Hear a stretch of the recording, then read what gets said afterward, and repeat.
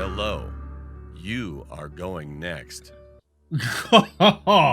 That's creepy. When I was a kid, I used to love to go camping. My dad would hunt and fish regularly, and I liked hunting and fishing too, but camping was a way to get away for the weekend. It was kind of like a miniature vacation. That back when cell phones weren't as prevalent as they are today. I remember my dad getting his first cell phone, and it was in a bag, you know, him and mom had bag phones. And honestly, it was really, really cool back then. The things that you can do just to entertain yourself when you were out in the woods. People weren't scrolling on their phones and stuff like that. You were making fires and cooking and hunting or fishing for food. And a lot of times you kind of were just enjoying nature. We sat on the swing a lot and just swang and listened to some music and stuff like that. And it was just really, really peaceful. But I remember a few times at night, things would get really, really scary, you know? The parents would be inside the camp when we actually had a camp that wasn't a tent. And you would just, you know, you'd be swinging or whatever in between songs. It would get kind of quiet. And if you were just by yourself, you know, besides the fire crackling, you would hear sounds here and there. And they weren't just animal sounds or whatever. Maybe they were, you know, sticks breaking in the distance or something like that. But just letting your imagination run away a little bit, looking into the dark for long enough in the woods, your eyes start to play tricks on you, and you can get really, really scared, man. So camping can be very scary too, right? If you're not in a group. And today we're going to react to a true horror story about a terrible camping trip. Wansee Entertainment, guys, he is amazingly talented. Go over to his channel, click subscribe button, click the notification bell, and if you like reaction videos like this, click subscribe on this video as well. Let's get into the story. This happened when it was our school's camping day. All right.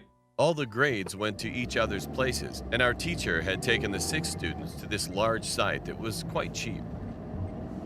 It started off all right. I got a room with some of my friends at the time, and my closer friends were in the next room. All right. The first incident started when I was the only one in my room, still packing mine and the other people's stuff away. I was on the bottom bunk, letting my mate take the top. When I looked up was some sentence, and it said, "Hello, you are going next." That's creepy. That is very, very creepy. Like, I mean, we've all read bathroom graffiti before, you know, and it's usually lewd, but a message like that when you're a kid has to petrify you, man. God. With a creepy smile. On the second day, we all went outside. There were teepee tents next to a field. I hung out in one with one of my friends. Some others hung out in a second tent. But in the third tent, I saw a shadow with a knife. I told the teacher and another student who went in, but didn't come out. Wait, what? But nobody believed me, and there was nobody inside the tent. I mean, a knife on a camping trip, that's normal, right? I mean, in this context, if you're scared, naturally you're going to think they have murderous intent. And we are watching a horror video, but honestly, seeing people with knives on camping trips, even big knives, really isn't that intimidating. I thought something was really weird. On the third day, 3 of my roommates were out on a day trip with some others, which I was going to do the next day. I had done a mud course, and after that, I decided to have a shower. The water was black and disgusting, which added to this horrible week. All of a sudden, when I was still in the shower booth, the doorknob was shaking. Uh-oh. I screamed, and when I got out, I saw a handwriting, "You won't leave alive," on the wall. What the heck? All right, either somebody is messing with him or something. I know people with malicious intent will sometimes try to torture their victims or their would-be victims with things like messages and phone calls and letters and things like that, you know, kind of because they feed off of that. But this is turning out to be crazy, man. Then I saw a shadow in the window. Oh my God. My room's door was locked while I was having a shower, so no one could enter in our room. The fourth day, I was taking a walk someplace that no one knew, and then I found a huge knife and blood-soaked clothes. I just hoped that this stupid and terrible camp would finish soon. Wow. And the last night, I woke up in the middle of the night because I saw the same shadow leaving my room. And there was a knife on the floor, again. I couldn't sleep the rest of that night.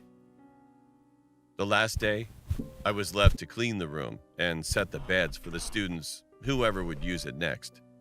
When I was about to finish, I saw the door and it said, "You are lucky you survived.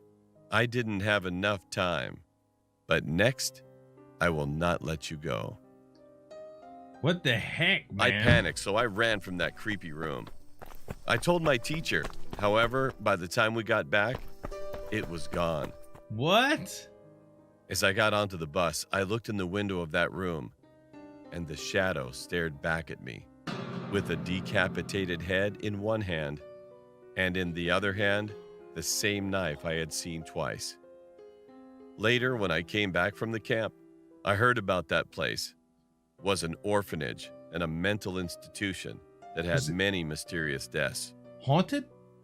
To this day, I wondered what would have happened if I'd spent longer than 5 days at that place.